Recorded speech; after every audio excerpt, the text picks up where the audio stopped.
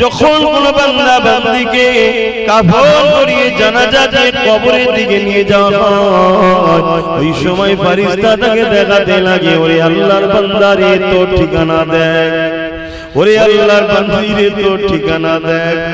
জানি না আব্বাসে কি দেখাবে আমার জানা নাই। ওরে আমার বান্দা বান্দি রে দেখ, আল্লাহর ফেরেশতা দেখাবে যারা গুনাহগার হবে তাদেরকে আল্লাহ জাহান্নামের আযাব দেখাবে। তখন সে চিৎকার দিয়ে বলতে লাগবে, ওরে আমার আত্মীয় স্বজনেরা, তোরা কি তোর বাপকে ওই জায়গায় দিতে যাচ্ছিস যেখানে ধাউ ধাউ করে আগুন জ্বলছে? তোরা কি তোর মাকে ওই জায়গায় দিতে যাচ্ছিস যেখানে দাউ দাউ করে আগুন জ্বলছে? দৈনিক কবর চারটে কথা বলে থাকে, ওরে আমার আল্লাহর বান্দা বান্দি রে, আমি কবর একা থাকার ঘর তৈরি হয়ে আয়, আমি কবর অন্ধকার থাকার ঘর আলোর সাথে করে নিয়ে আয়, আমি কবর পোকামাকড়ের ঘর ব্যবস্থা করে নিয়ে আয়। এই কবর দৈনিক আমাদেরকে ঘোষণা করতে লেগেছে, কিন্তু আমরা বেখিয়াল গাফিল হয়ে গেছি। কিন্তু এই মুহূর্তে যতজন এসেছেন সবার অন্তরে কিন্তু কবরের চিন্তা হচ্ছে না হয়নি? জোরে বলুন, আর একটু জোরে বলুন। ছেলেটা বলে, ইয়া রাসূলুল্লাহ, ইয়া হাবিবাল্লাহ, হুজুর আমার আব্বা জান ইন্তেকাল হয়ে গেছে। আল্লাহ নবী দু চোখ দিয়ে পানি এসে গেলেন, দয়া নবী কেঁদে উঠলেন।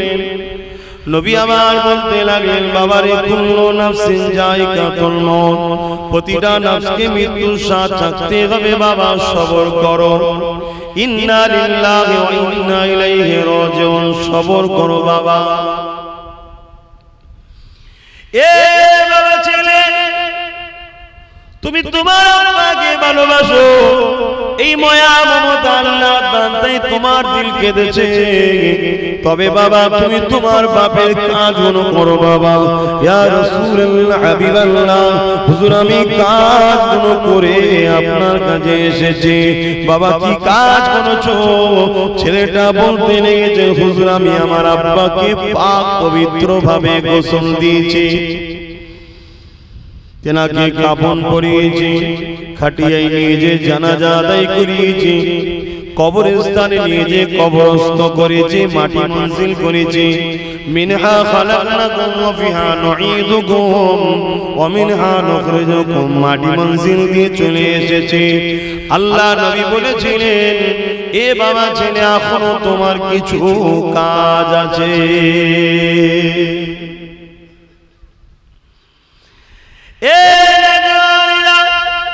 আল্লাহ নবী সাহাবাদেরকে লক্ষ্য করে বললেন, এ বাবা সাহাবারা এখনো কিছু কাজ রয়েছে। বাবা সাহাবারা শুনতে লাগলেন, ছেলেটাও শুনতে লাগলেন।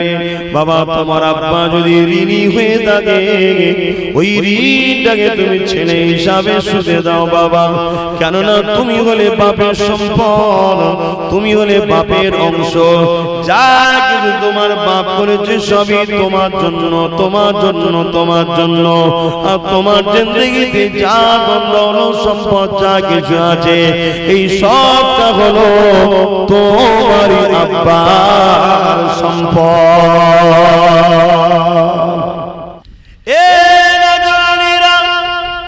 আল্লাহ নবী ছেলেটাকে বলতে লাগলেন, বাবা তোমার আব্বা যদি কিছু ঋণ করে থাকে, ঋণটাকে শোধ করে দাও বাবা। বাবা তোমার আব্বা যদি কিছু ওসিয়াত করে থাকে, ওসিয়াতটাকে পালন করো। ওসিয়াত বোঝেন তো নাকি? ওসিয়াত বোঝেন? একটু হ্যাঁ কি না বলুন। আল্লাহ নবী জানিয়ে দিলেন ওসিয়াতটা পালন করো। নবী আমার তারপরে বললেন, বাবা তোমার আব্বা জানের জন্য সবরে সানি করো, কোরআন খতম করো, গরীবদেরকে দান খায়রাত করো, ইসালে সওয়াব করো।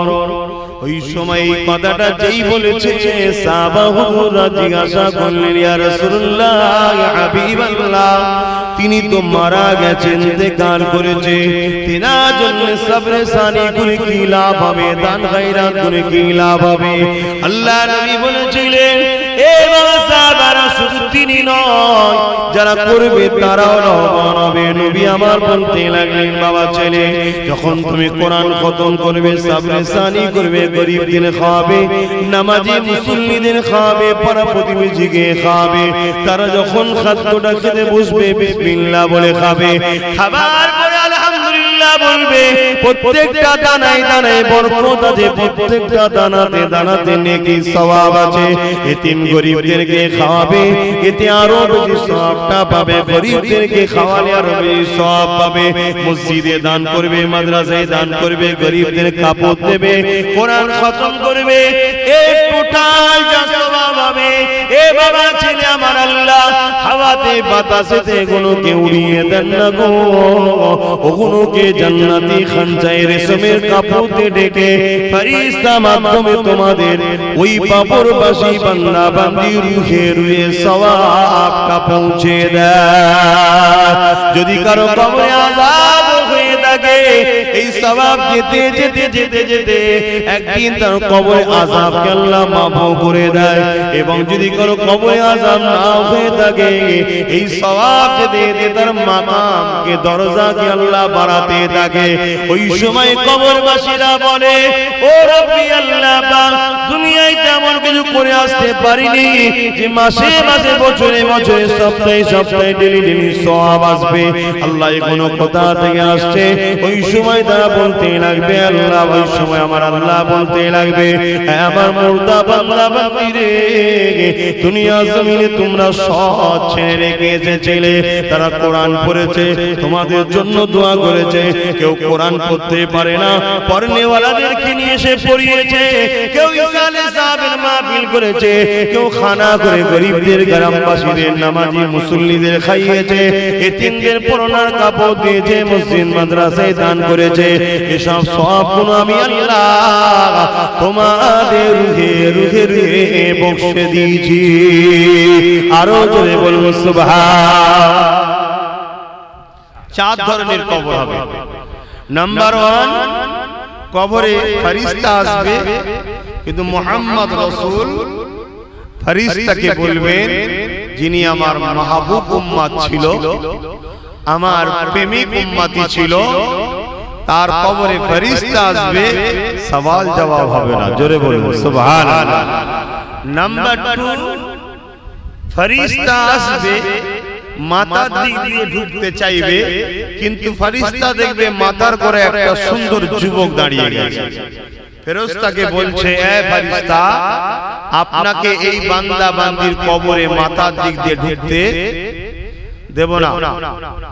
কেন? এই বান্দা বান্দি আমাকে দুনিয়ায় ভালোবাসতো, আজকে বেচারিকে তার সবাই ছেড়ে দিয়েছে, আমি কিন্তু একে ছাড়তে পারিনি, কবরে একা হয়ে গেছে, আমি এর মাথার গোড়ায় দাঁড়িয়ে থাকবো, একে পাহারা দেব, আল্লাহর জান্নাত পর্যন্ত এর সাথে যাব। জোরে বলুন সুবহানাল্লাহ। আল্লাহ পাকের ফেরেশতা কবরের ডান দিক দিয়ে আসবে, ডান দিকে যখন ঢুকতে যাবে, বন্ধু শুনুন, কবরে সবাইকে যেতে হবে, আমাকেও যেতে হবে, আমি পীরের ছেলে বলে ছাড় নেই। কি যে হবে আল্লাহ, আমার কবরে আল্লাহই ভালো। কখনো কখনো যখন মনে পড়ে তখন আর দুনিয়া ভালো লাগে না। ডান দিক দিয়ে আসবে ফেরেশতা, ডান দিকে দেখবে আবার একজন সুন্দর যুবক দাঁড়িয়ে গেছে। বলুন সুবহানাল্লাহ। এ ফেরেশতা, আপনাকে আমি ডান দিক দিয়ে ঢুকতে দেব না, দুনিয়ায় আমায় ভালোবাসতো, প্যার করতো, সবাই একে ছেড়ে দিয়েছে, আমি একে ছাড়বো না, জান্নাত পর্যন্ত একে পাহারা দিয়ে নিয়ে যাবো আমি। জোরে বলুন সুবহানাল্লাহ। আবার দেখবে ফেরেশতা বাঁ দিক দিয়ে আসছে, বাঁ দিকেও দেখবে একটা সুন্দর যুবক আবার দাঁড়িয়ে আছে। বলুন আল্লাহু আকবার, একটু জোরে বলুন আল্লাহু আকবার। বাঁ দিক দিয়েও ফেরেশতা ঢুকতে পারবে না, পায়ের দিক দিয়ে আসবে, পায়ের দিকেও দেখবে যুবক দাঁড়িয়ে আছে, ফেরেশতা ঢুকতে পারবে না। বান্দা বান্দি বসে বসে শুধু দেখবে যে কি হচ্ছে, কি হচ্ছে, চারজন কি, আমার তো ছেলে বলে নয়, কোনোদিন এদেরকে দেখিও নি। চারজনকে দেখার পরে ফেরেশতা যখন চলে যাবে, ওই বান্দা বান্দিকে তখন চারজন বলবে, আপনি কোনো চিন্তা করবেন না, দুনিয়ায় আমাদেরকে ভালোবেসেছিলেন, কিয়ামত পর্যন্ত ময়দানে নিয়ে যাব, ওখান থেকে আপনার হয়ে আমরা চারজন আল্লাহর কাছে কথা বলবো। আপনার চিন্তা নেই, কোনো চিন্তা করবেন না, আপনি আরামে ঘুমান। আপনাকে জান্নাতে পৌঁছানো পর্যন্ত আমাদের দায়িত্ব। জোরে বলুন সুবহানাল্লাহ। ফেরেশতাদের কি বলে, ওই চারজনের কথা শুনে কবরবাসী মুর্দাবাদী তো অবাক হয়ে যাবে। কি তোমরা, কোনদিন তো তোমাদেরকে দেখিনি, কি সুন্দর তোমাদের দেখতে, বলছো ভালোবেসেছিলাম। কি এই চারজন কে গো? মাথার গোড়ায় যে যুবকটা দাঁড়িয়ে থাকবে, ওই যুবকটা তখন বলতে লাগবে, আল্লাহ বান্দা বান্দি রে, দুনিয়া জমিনে কি ঠান্ডা, কি গরম, কি বর্ষা, যখনই ফজরের সময় বলতো আসসালাতু খায়রুম মিনান নাওম, ঘুম থেকে নামাজ উত্তম, শীতের কম্বল ছেড়ে দিয়ে ঠান্ডা পানিতে ওযু করতে পিছাও না, বর্ষায় কাদা ঝড় পানিতে তুমি পিছিয়ে যাও না, আর গরমের সময়ও তো তুমি পিছিয়ে যাও না। তুমি 5 ওয়াক্ত নামাজ পড়েছিলে, ওই নামাজকে প্রেম করেছিলে, আল্লাহ পাক সেই নামাজকে সূরাত আকারে বানিয়ে দিয়ে আমাকে তৈরি করেছে। আমি হলাম তোমার দুনিয়া সেই নামাজ। বলো, আমরা যারা নামাজ পড়িনি তাহলে মাথার গোড়ায় পাবো, তাহলে পড়বে, পড়ো, ভুল করো না। প্রত্যেকটা মুসলিম ঘরের ছেলে জানে নামাজ পড়ে, এরপরও যদি না পড়ে মৌলভী সাহেব পিসাব দোষ নাকি? ভুল করছো আমার বাপ ভাইরা, মা বোনেরা, নামাজ কাজা করবে না। 10 মিনিট সময় লাগে, 10 মিনিট। সুন্নতি তরিকাতেও নামাজ পড়তে 10 মিনিট সময় লাগে।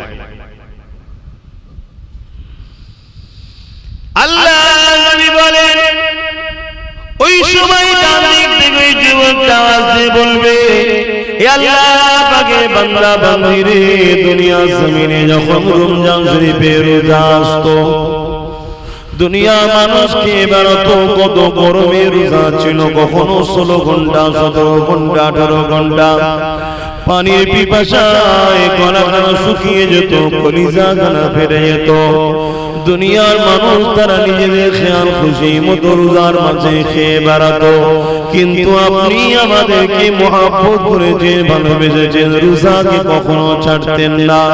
সেহরি খেয়েছেন, ইফতার করেছেন, কখনো সেহরি যদি ভুলেও যেতেন রোজা ছাড়তেন না। কখনো ইফতারিতে ভালো পেতেন না, তাও কিন্তু প্রতিদিন রমজান মাসে রোজা রেখেছেন 1 মাস। হে আল্লাহ বান্দা বান্দি রে, দুনিয়া জমিনে আপনি আমাকে প্যার করেছেন, ওই রোজাকে আল্লাহ সুন্দর করে যুবকের আকৃতি তৈরি করে দিয়ে তোমার ডান দিকে দাঁড় করিয়ে দিয়েছে। হে আল্লাহ বান্দা বান্দি, চিন্তা করবেন না, আপনাকে পাহারা দিয়ে আল্লাহ পাকের জান্নাতে নিয়ে যাব।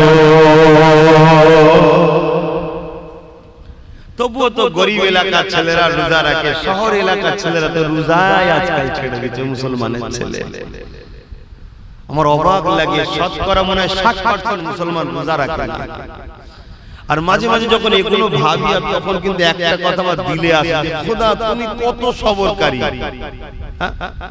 আমরা এত অন্যায় করি তাও মারো না তুমি, তোমার সবর কত। চিন্তা করে আমরা কি অন্যায় শুরু করেছি, এরপরও আল্লাহ দেখুন আযাব গজব দিয়ে দুনিয়াকে এখনো ধ্বংস করে দেয় নাই।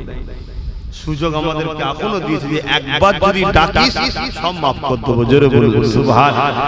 আল্লাহ নবী বলেন, ওই সময় বাদিকে যখন এই যুবকটা বলতে লাগবে, ওরে আল্লাহর বান্দা বান্দি রে, দুনিয়া জমিনে আপনি কোরআন তেলাওয়াত করতেন, আল্লাহর কালামকে আপনি তেলাওয়াত করেছেন, ওই কালামুল্লাহ তেলাওয়াতের যে সওয়াবটা হতো, ওই সওয়াব আল্লাহ আমাকে একটা সুন্দর যুবক বানিয়ে দিয়েছে। আর এক রাতের মধ্যে রয়েছে আপনি দুনিয়া জমিনে যাকাত দিয়েছেন, আর এক রাতের মধ্যে রয়েছে আপনি হজ করেছেন। ধনীদের জন্য এই দুটো, কিন্তু গরিবের জন্য এই দুটো নয়। তাই কালামুল্লাহ শরীফ তিলাওয়াত করার জন্য ওই সুন্দর যুবক দাঁড় করিয়ে দেবে। কেন? কোরআন তেলাওয়াত বড় লোকরাও করবে, গরিবরাও করবে, সবার জন্য তো কোরআন তেলাওয়াত করতে হবে। ওই কোরআন তেলাওয়াত করার জন্য আল্লাহ আমাকে সুন্দর যুবক বানিয়ে দিয়েছে। চিন্তা করবেন না, আপনি ঘুমাতে থাকেন, আল্লাহর জান্নাত পর্যন্ত আপনার সাথে থাকবো। এখানে একটা ছোট্ট কথা বলে দিই, সমাজে নতুন একটা বাতিল ফেরকা বাইর হয়েছে। এই কথা বললে আপনারা বেজার হবেন না তো? একটা ভাই তার ভাইকে ভুল রাস্তা সম্বন্ধে সচেতন করবে না করবে না? একটা বাপ তার বাচ্চাকে ভুল রাস্তা সম্বন্ধে সচেতন করবে না করবে না? আপনাদের সঙ্গে আমাদের সম্পর্ক অনেক দিক দিয়ে আছে, কিন্তু একটা সম্পর্ক হলো আপনি আমি হলাম এক পীরের মুরিদ, পীর ভাই, ঠিক না বেটি? এতে আরো 10 জনের থেকে আমার আপনার উপরে একটু জোর বেশি আছে না কম আছে? এই যে ইমাম সাহেব বসে আছেন, ওনার উপরও অন্য একটা আলেমের জোর আছে, কিন্তু আমার একটু বেশি জোর আছে। কেন? এনারা সবাই এনাদের পূর্বপুরুষ সব দাদা হুজুরের সিলসিলার অনুযায়ী দাদা পীরের মুরিদের ঘরের সন্তান, তাই একটু জোর আছে না? নাই। তাই দেখলেন পীরের আওলাদ আসতে উনি ভাইজান বলে তাকবীর দিচ্ছে, সম্মান করছে। কেন? আমার পীরের বাচ্চা। আলেম ঠিক আছে, কিন্তু আমার পীরের বাচ্চা, এই দাদা হুজুরের মুখের দিকে সম্মানটা একটু বেশি দেয়। তাই সেই অধিকার নিয়ে সতর্ক করছি। কিছু মানুষ আবার সমাজে বলছে যে কোরআনের মানে না জেনে কোরআন পড়া বেকার। নাউজুবিল্লাহ বলুন, আর জোরে বলুন নাউজুবিল্লাহ। আল্লাহ রাসূল কি বলছেন? কেউ যদি কোরআন তেলাওয়াত করে পার অক্ষরে 10টা করে নেকি পাবে। জোরে বলুন সুবহানাল্লাহ। আর কোরআন তেলাওয়াতের সাথে সাথে যে মানে বোঝে তার মাকাম তো আরো বড়। জোরে বলুন সুবহানাল্লাহ। কিন্তু মানে বোঝে না বলে কোরআন পড়া বেকার, এই শব্দটা বলা হলো গুমরাহি। আমাদেরকে কোরআন থেকে সরাবার একটা নতুন প্ল্যান। আপনি বলতে পারেন আলহামদুলিল্লাহ তোমরা কোরআন পড়ছো, খুব ভালো জিনিস, খুব ভালো জিনিস, একটু মানগুলো করো, মানগুলো বোঝো, আল্লাহ কি মেসেজ দিয়েছে দেখো, এই কথাটা হলে কত সুন্দর হতো। কিন্তু আপনি কি বলছেন? কালকে ছেলেটা আর কোরআন খুলবে না, বেকার হচ্ছে। ঠিক না বেটি? এটা করবেন না, এটা একটা গুমরাহি চক্রান্ত চলছে। এ জানেরা, আব্বা জানেরা, মায়েরা, এমন করে দেখা যায় পায়ের দিক দিয়ে যে যুবকটা দাঁড়িয়েছিল তিনি তখন বলতে লাগবে, ও আল্লাহ পাকের বান্দা বান্দি রেগে আমি কে জানেন আপনি দুনিয়া জমিনে নফল আমল করেছিলেন, দান খায়রাত করেছিলেন, গরিবরা যখন আপনার দরবারে আসতো ফিরিয়ে দিতেন না, আপনি গরিব হওয়ার পরও আপনার পাশের বাড়িতে খাবার দিতেন, তরকারি দিতেন, কোন মানুষ বিপদে পড়লে তাকে সাহায্য করতেন। এই যে বাড়তি অতিরিক্ত ইবাদত, নফল ইবাদত, এই নফল ইবাদতের অনেকে গুরুত্ব দেয় না। না, নফল ইবাদতের গুরুত্ব আছে। ধনী যে হবে সে 1000 টাকা দান করবে, গরিব যে হবে সে 10 টাকা দান করবে। ধনীর 1000-এ যেমন দান করে সওয়াব হবে, আপনার 10 টাকাতে তাই হবে। কেন? ধনীর লাখে বেজান নেই, আপনার 100-তে বেজান নেই। এ আল্লাহ বান্দা বান্দি রে, তাই ওই নফল ইবাদত থেকে আল্লাহ আমাকে তৈরি করে দিয়েছে। আমি তোমার পায়ের উপরে কিয়ামত পর্যন্ত দাঁড়িয়ে থাকবো। আপনি ঘুমান, আপনি আরাম করেন, আপনি চিন্তা করবেন না, ময়দানে মাশর আপনার সাথে থাকবো এবং জান্নাত পর্যন্ত আপনাকে সাথে নিয়ে যাব। আরো জোরে বলুন সুবহান। দুই ধরনের খবর হলো। আল্লাহ নবী বলেন আরেক ধরনের খবর হবে, যাদের কবরে ফেরেশতা আসবে, বান্দা বান্দি উঠে বসবে, উজুর পানি চাইবে। দয়ার নবী আমার বলেন আসর যাচ্ছে যাচ্ছে এমন আবহাওয়া, বা ফজর যাচ্ছে যাচ্ছে সকাল উঠতে লেগেছে এমন একটা আবহাওয়া হবে। ওই জন্য বান্দা বান্দি উজুর পানি চাইবে। দুনিয়া জমিনে যাদের নামাজ পড়া অভ্যাস ছিল উজুর পানি চাইবে, ওই সময় ফেরেশতা বলবে উজু করতে হবে না, কেননা এটা তোমার দুনিয়া নয়, এটা হলো কবরের জায়গা। এখানে আর কোনো ইবাদত নয়, ওটা দুনিয়াতে ছিল পরীক্ষা, এখানে আর ইবাদত নয়। এই যুবকেরা তিনটে প্রশ্ন করবে মান রাব্বুকা, তোমার রবকে, রব্বি আল্লাহ, মা দীনুকা, তোমার দিন কি, দ্বীন ইসলাম, মান নবিয়ুকা, তোমার নবীকে, নবী মুহাম্মদুর রাসূলুল্লাহ তিনটে প্রশ্ন করবে। জবাবটা যদি সঠিক দিয়ে দিতে পারে সঙ্গে সঙ্গে আবার এক রহমতের ফেরেশতা দুজন আসবে জান্নাতি খাঞ্চা নিয়ে, হীরে মোতির মালা নিয়ে, কেননা সে আল্লাহর প্রিয় বান্দা বান্দি, তার গলায় পড়াবে। পড়াতে গিয়ে ফেরেশতাদের মধ্যে টানাটানি শুরু হয়ে যাবে, আমি পড়াবো, আমি পড়াবো, আমি পড়াবো নেক বান্দা বান্দিকে। ওই হাতটা চট করে ছিঁড়ে যাবে, ঝরঝর করে কবরে মতির হারগুলো পড়ে যাবে, দুনিয়ার মতি নয়, আল্লাহর জান্নাতি মতি, যার এত চমক রয়েছে, কবরে আলোয় আলোকিত হয়ে যাবে। বান্দা দেখতে লাগবে, বান্দি দেখতে লাগবে, আর ফেরেশতা দুটো বসে মতির হাতটা কাঁদতে শুরু করবে, কি সর্বনাশ করলাম। এই কাঁদতে কাঁদতে কাঁদতে কাঁদতে হার যেই শুরু হয়ে যাবে, তৈরি হয়ে যাবে, ওই দিন হবে কিয়ামত। ওই সময় তার উঠার সময় হয়ে যাবে। ভেবে চিন্তে দেখেন, একটা হাত তৈরি করতে কতদিন আর সময় লাগে, কিন্তু না, আল্লাহ বান্দাকে বুঝতে দেবে না। ওই কবরের জমিনে মা ছেড়ে বাপ ছেড়ে এসেছে, ওই হার কাঁটা দেখতে যতক্ষণ সময় লাগবে, হাজার হাজার বছর পার করিয়ে দেবে, ওই খেয়ালে বান্দা বান্দি থাকবে। কিন্তু আমার আল্লাহ আবার তাকে কিয়ামতের ঘোষণা করে তুলে নেবে। 3 নম্বর কবর, আর একটা কবর হবে, ওই কবর যেন আল্লাহ আমাদের কাউকে যেন না দেয়। ওই 4 নম্বর কবর হবে জাহান্নামের একটা গর্ত হবে, যেখানে 99টা সাপ থাকবে, এক একটা সাপের দুটো করে মুখ হবে। যুবক আমার, বোন আমার, ভুল বলছি না, গল্প বলছি না, বানানো কথা বলছি না, মদিনাওয়ালার কথা বলছি, সতর্ক হও। কত লোকের কবর খুঁড়তে গিয়ে আমরা সাপ দেখেছি, কত লোকের কবর থেকে ধোঁয়া আগুন উঠছে দেখেছি। আজও আল্লাহ দেখাচ্ছে আমাদেরকে শুধরাবার জন্য।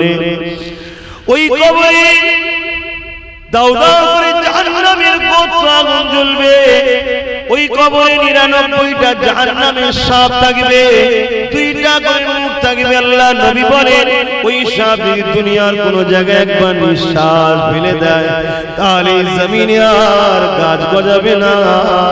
হে আমার আব্বা মা ভাই বোন, ওই কবরের সাপকে নিয়ে থাকতে হবে। যদি আল্লাহ নারাজ করো, নবী নারাজ করো, যদি লোভে পড়ে যাও, হিংসা করো, নামাজ কাজা করো, রোজা কাজা করো, গান শোনো, যাত্রা যাই, ফাংশনে যাও, মানুষের উপর জুলুম করো, বড় চর্চা করো, বড় নিন্দা করো, দেশের যদি ক্ষতি করো, মানুষের যদি ক্ষতি করো, আল্লাহ নারাজ হয়ে যাবে। কবরে থাকতে হবে। যদি এগুলো না করো, আল্লাহ পাক তোমাকে নাজাতের কবর দিয়ে দেবে। আল্লাহ নবী জানিয়ে দিলেন, যখন কোন বান্দা বান্দিকে কাফন করিয়ে জানাজা দিয়ে কবরের দিকে নিয়ে যাওয়া হয়, ওই সময় ফেরেশতা তাকে দেখাতে লাগে, ওরে আল্লাহর বান্দা রে, তোর ঠিকানা দেখ, ওরে আল্লাহর বান্দি রে, তোর ঠিকানা দেখ। জানি না আব্বাসে কি দেখাবে, আমার জানা নাই। ওরে আমার বান্দা বান্দি রে, দেখ, আল্লাহর ফেরেশতা দেখাবে। যারা গুনাহগার হবে তাদেরকে আল্লাহ জাহান্নামের আযাব দেখাবে। তখন সে চিৎকার দিয়ে বলতে লাগবে, ওরে আমার আত্মীয় স্বজনেরা, তোরা কি তোর বাপকে ওই জায়গায় দিতে যাচ্ছিস যেখানে ধাউ ধাউ করে আগুন জ্বলছে? তোরা কি তোর মাকে ওই জায়গায় দিতে যাচ্ছিস যেখানে দাউ দাউ করে আগুন জ্বলছে? দৈনিক কবর 4টে কথা বলে থাকে, ওরে আমার আল্লাহর বান্দা বান্দি রে, আমি কবর একাকার ঘর তৈরি হয়ে আয়, আমি কবর অন্ধকার থাকার ঘর আলোর সাথে করে নিয়ে আয়, আমি কবর পোকামাকড়ের ঘর ব্যবস্থা করে নিয়ে আয়। এই কবর দৈনিক আমাদেরকে ঘোষণা করতে লেগেছে, কিন্তু আমরা বেখিয়াল গাফিল হয়ে গেছি। কিন্তু এই মুহূর্তে যতজন এসেছেন সবার অন্তরে কিন্তু কবরের চিন্তা হচ্ছে না হয়নি? জোরে বলুন, আর একটু জোরে বলুন। এই জন্য আমাদের কাছে আসতে হয়। আমরা গান শোনাইনি তোমাদের, যাত্রা শেখাই না, সুদ খাওয়া শেখাই না, গাঁজা খাওয়া শেখাই না, মা বাপকে পিটা শেখাই না, আমরা খারাপ শেখাই না। আমরা নবীর পক্ষে, নবীর গোলাম, আমরা নবীর বীরের প্রচারক, আমরা আমার তোমাদেরকে এই কথাই শিখাই। এ জওয়ানেরা, আব্বা জানেরা, আম্মা জানেরা, মায়েরা, বোনেরা, বাবেরা, ভাইরা, পরিবর্তন হয়ে যান। কেননা ডেট আছে, যাবার কোনো ডেট নেই। কবর বড় ভয়ানক জায়গা হবে। কবর হলো আখিরাতের প্রথম মঞ্জিল। আজকে আমার বাড়িওয়ালা বাপ, ভাই আমার তেনারা আব্বা জানের সবরে সানি করছে, এটা তো বাপের জন্য বড় খুশনসিব। অনেক এমন ছেলে আছে তো বাপ মারা গেছে, ভুলে গেছে, না কবর জিয়ারত করে, না দোয়া চাই, না কোনো দোয়াতে শরীক হয়, না নিজে কখনো বাপের কবরের সামনে গিয়ে দাঁড়িয়ে যায়। আল্লাহ নবী জানিয়ে দিলেন, মান যারা কবরা ওয়া ওয়াহদুমা ফি কুল্লি জামাতিন গফরাল্লাহু ওয়া কুতিবা বাররা। এই দুনিয়ার যুবকেরা যারা বাপ মা উভয় চলে গেছে, উভয়ের কবর অথবা একজন চলে গেছে একজনের কবরে, যে ছেলেটা জুম্মার দিনে জিয়ারত করতে যাবে, ওই ছেলেটার কপালে আমার আল্লাহ লিখে দেবে, এই ছেলেটা বাপ মার খেদমতগার ছেলে, জাহান্নাম থেকে নাজাত পেয়ে গেছে। আমাদের ছেলেরা তো যায় না, যায় জুম্মার দিনে কবর জিয়ারত করতে যায়। আর যদিও বা যায়, আবার একদল মানুষ কবরে জিয়ারতকে হারাম বলে দিচ্ছে, শিরক বলে দিচ্ছে, বলছে না, ঘাবড়ে যাচ্ছে ছেলেরা। জিয়ারত শব্দের মানে হচ্ছে দর্শন করা। তাই বুখারীর হাদিসে আছে, কবরবাসীর কাছে গিয়ে আপনি বলবেন, আসসালামু আলাইকুম ইয়া আহলুল কবর। বুখারীর হাদিস। তার মানে, হে কবরবাসী, তোমার উপরে আল্লাহর শান্তি রহমত বর্ষণ হোক। মোটি আমরা ইট বালি পাথরকে বলি না, কবরবাসীকে বলি। আর ওলিয়া উলিয়া হলে আসসালামু আলাইকুম ইয়া আহলাল কবর ইয়া ওলি আউলিয়া। শহীদান হলে আসসালামু আলাইকুম বিমা সাবারতুম ফানি'মাল মুখবারদাত। কথা বুঝে আসছে? আর আম মানুষের কবরে শুধু আসসালামু আলাইকুম ইয়া আহলাল কবর। কিন্তু আমরা তো যাই না। অথচ রাসূল বলছেন, কেউ যদি জুম্মার দিনে যায় বাপ মা উভয়ের অথবা একজনের কবরে, ওই ছেলের কপালে আল্লাহ লিখে দেবে যে বাপ মার খেদমতগার ছেলে দোজখ থেকে নাজাত পেয়েছে। বলুন সুবহানাল্লাহ। বাপ মার সম্মান, মান রাদিয়া আনহু ওয়ালিদাহু ফালানা আনহু রাদিন। মা বাপ যার উপরে রাজি, স্বয়ং আল্লাহ বলছে আমি তাদের উপরে রাজি। জোরে বলুন সুবহানাল্লাহ। তবে মা বাপের কোনো কথা যদি আল্লাহর কথার বিরুদ্ধে হয়, ওই কথা মানা ইসলামে হারাম। কিন্তু মা বাপের সঙ্গে ঝগড়া, কথা কাটাকাটি করা, চিৎকার দেওয়া চলবে না। মাথা হ্যাট করে এই কথাকে অমান্য করে সরে যেতে হবে। শুনছেন? যদি কোনো কথা আল্লাহ ও রাসূলের কথার সঙ্গে টক্কর হয়ে যায়, মা যদি বলে চুরি করলে, কথা বুঝে আসছে, কিন্তু আল্লাহ আল্লাহ রাসূল বলেছে চুরি করা হারাম। তাহলে আল্লাহ আল্লাহ রাসূলের কথাটা মানতে হবে, চুরি করলে হবে না, কিন্তু মায়ের সঙ্গে ঝগড়া করলে হবে না। মাথা হ্যাট করে সরে যেতে হবে। কথা বুঝাতে পেরেছি? তো বাপ ভাইরা, এই কবর জিয়ারত করবেন। যে কি করবেন, দরুদ শরীফ পড়বেন, সূরা ফাতিহা শরীফ পড়বেন, ইখলাস শরীফ পড়বেন, পড়ে আল্লাহর কাছে হাত তুলবেন। কার কাছে? আল্লাহর কাছে। সে বলবেন, আল্লাহ, এটা আমার দাদা, এটা আমার দাদি, এটা আমার আম্মা, এটা আমার আব্বা, এটা আমার আত্মীয়র কবর। খোদা, যদি কিছু ভুল করে থাকে তাদের হয়ে ক্ষমা চাইছি। দরুদ শরীফের সওয়াব, ফাতিহা শরীফের সওয়াব, ইখলাস শরীফের সওয়াব তাদের কবরে পৌঁছে দেন। এর ওসিলায় তাদেরকে আপনি maaf করে দেন। জোরে বলুন সুবহানাল্লাহ। এই বিষয়ে একটা রায়াত আছে। আল্লাহ নবী বসে আছেন, এমন সময় একটা যুবক ছেলে কাঁদতে কাঁদতে রাসূলের দরবারে এসেছে। আল্লাহ নবী জিজ্ঞেস করছে, কি হয়েছে বাবা, তুমি কাঁদছো কেন? ছেলেটা বলে, ইয়া রাসূলুল্লাহ, ইয়া হাবিবাল্লাহ, হুজুর আমার আব্বা জান ইন্তেকাল হয়ে গেছে। আল্লাহ নবী দু চোখ দিয়ে পানি এসে গেলেন, দয়া নবী কেঁদে উঠলেন। নবী আমার বলতে লাগলেন বাবারে কুল্লু নাফসিন যায়কাতুল মউত, প্রতিটা নফসকে মৃত্যুর স্বাদ চাখতে হবে বাবা, সবর করো। ইন্না লিল্লাহি ওয়া ইন্না ইলাইহি রাজিউন, সবর করো বাবা। এ বাবা ছেলে, তুমি তোমার আব্বাকে ভালোবাসো, এই মায়া মমতা আল্লাহর দান, তাই তোমার দিল কেঁদেছে। তবে বাবা তুমি তোমার বাপের কাজগুলো করো বাবা। ইয়া রাসূলুল্লাহ, হাবিবাল্লাহ, হুজুর আমি কাজগুলো করে আপনার কাছে এসেছি। বাবা কি কাজ করেছো? ছেলেটা বলতে লেগেছে হুজুর আমি আমার আব্বাকে পাক পবিত্র ভাবে গোসল দিয়েছি, তেনাকে কাফন পরিয়েছি, খাটিয়ায় নিয়ে যে জানাজা আদায় করিয়েছি, কবরস্থানে নিয়ে যে কবরস্থ করেছি, মাটি মঞ্জিল করেছি। মিনহা খালাকনাকুম ওয়া ফিহা নুঈদুকুম ওয়া মিনহা নুখরিজুকুম, মাটি মঞ্জিল দিয়ে চলে এসেছে। আল্লাহ নবী বলেছিলেন এ বাবা ছেলে এখনো তোমার কিছু কাজ আছে।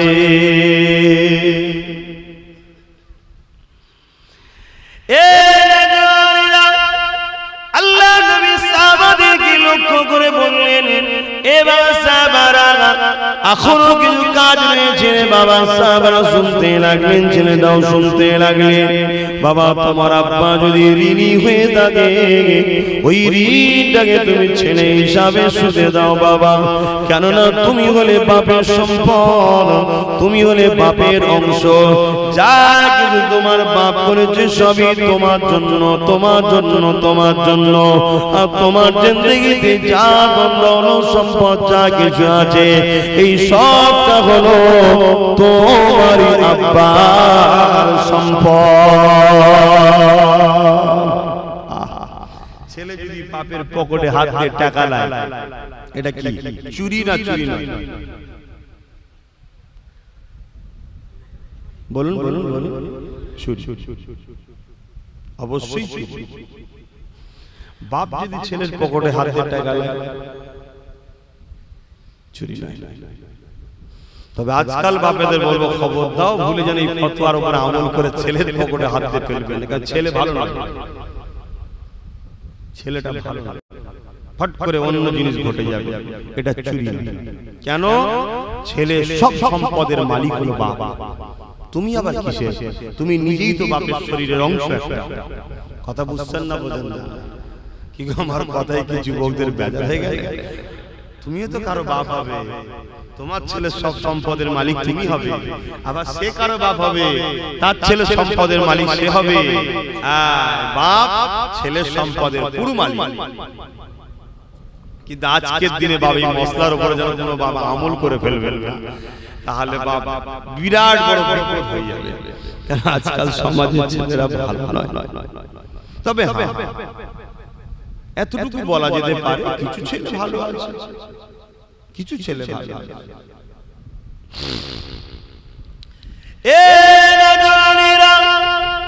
আল্লাহ নবী ছেলেটাকে বলতে লাগলেন বাবা তোমার আব্বা যদি কিছু ঋণ করে থাকে ঋণটাকে শোধ করে দাও বাবা। বাবা তোমার আব্বা যদি কিছু ওসিয়াত করে থাকে ওসিয়াতটাকে পালন করো। ওসিয়াত বোঝেন তো নাকি? ওসিয়াত বোঝেন? একটু হ্যাঁ কি না বলুন। কি ওসিয়াত বলুন, সাহস করে বলবেন। এ তো সব ভাই ভাই বসেছি, বাপ বেটাই বসেছি, বলবেন তো। লজ্জার কি আছে? দিন শিখতে লজ্জা? ভুল হয় বলি বলুন। ওসিয়াত কি? সেটা তো প্রথমেই বললাম। ওসিয়াত হলো বললো হয়তো এই টাকাটা অমুক মসজিদে দিবি বাবা, এই জমিটা তোর বোনকে দিবি, এটা তুই নিবি, তোমাকে ডেকে বলেছে এটা ওসিয়াত, হুকুম করা, আদেশ দেওয়া, এটা পালন করবি, ওটাকে পালন করতে হবে। তোর বাপের একটা, আমার কারো বাপের বন্ধু থাকে, আমার অমুক জায়গায় একটা বন্ধু আছে, ছোটবেলা থেকে বন্ধু থাকে না, এই জিনিসটা তিনাকে যে পৌঁছে দিবি বাবা, এটা পালন করতে হবে, এটা হুকুম।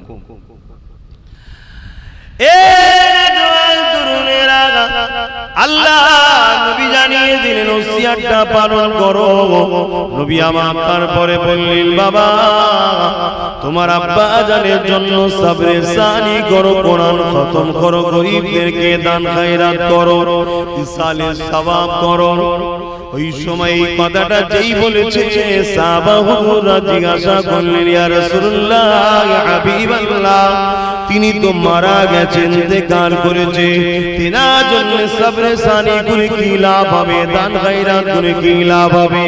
আল্লাহ নবী বলেছিলেন এ বাবা সাহাবারা শুধু তিনি নয় যারা করবে তারাও লাভবান হবে। নবী আমার বলতে লাগলেন বাবা ছেলে যখন তুমি কোরআন খতম করবে, সবরে সানি করবে, গরীবদের খাওয়াবে, নামাজি মুসল্লিদের খাওয়াবে, পাড়া প্রতিবেশীকে খাওয়াবে, তারা যখন খাদ্যটা খেতে বসবে বিসমিল্লাহ বলে খাবে, খাবার পরে আলহামদুলিল্লাহ বলবে, প্রত্যেকটা দানায় দানায় বরকত আছে, প্রত্যেকটা দানাতে দানাতে নেকি সওয়াব আছে। এতিম গরীবদেরকে খাওয়াবে, এতে আরো বেশি সওয়াবটা পাবে, গরীবদেরকে খাওয়ালে আরো বেশি সওয়াব পাবে। মসজিদে দান করবে, মাদ্রাসায় দান করবে, গরীবদের কাপড় দেবে, কোরআন খতম করবে, এই টোটাল যা সওয়াব হবে এ বাবা ছেলে আমার আল্লাহ হাওয়াতে বাতাসেতে গুলোকে উড়িয়ে দেন না গো, ওগুলোকে জান্নাতি খানচায় রেশমের কাপড়ে ঢেকে ফেরেশতা মাধ্যমে তোমাদের ওই পাপরবাসী বান্দা বান্দি রুহে রুহে সওয়াবটা পৌঁছে দেয়। যদি কারো কবরে আযাব হয়ে থাকে এই সওয়াব যেতে যেতে যেতে যেতে একদিন তার কবরে আযাবকে আল্লাহ মাফ করে দেয়। এবং যদি কারো কবরে আযাব না হয়ে থাকে এই সওয়াব যেতে যেতে তার মাকামকে দরজাকে আল্লাহ বাড়াতে থাকে।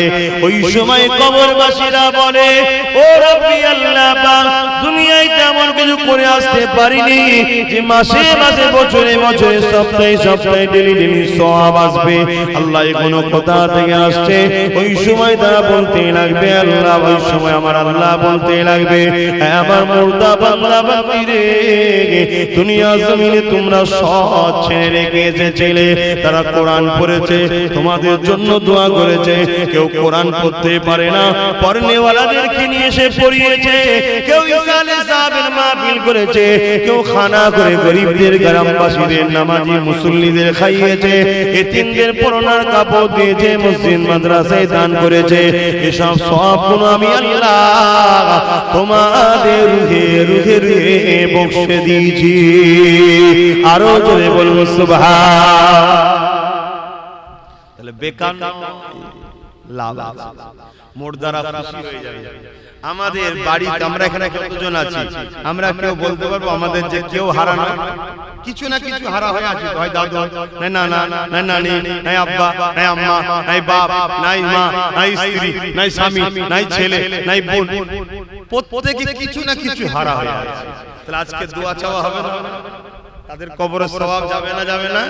তবে ঈমান শর্ত বাবা, ঈমান যদি না নিয়ে কেউ যায় কিচ্ছু ও পৃথিবীর সব হুজুর এক জায়গায় জড়ো করে ফেললে নাই নবী পাক তিনার চাচাকে বলে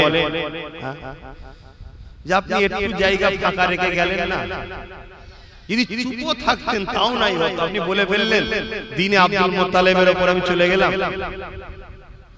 কথা বুঝছেন? আপনি একদম চুপ থাকতে পারতেন, কেন? ঈমান না থাকলে বাপ কোনো রাস্তা নাই। আর ঈমান যদি সরষের দানা পরিমাণও থাকে সেও একদিন না একদিন জান্নাত কিন্তু পাবে। জোরে বলুন সুবহানাল্লাহ। তাই আমরা বলি বা আমি বলি বাংলার মানুষকে, কে হক কে বেহক ও আম মানুষ তোমরা অত মাথা মারতে যেও না, তোমরা দাদা হুজুরকে ধরে রাখবে। কেন বলি? এই কারণে কমসে কম ঈমানটা বেঁচে থাকবে।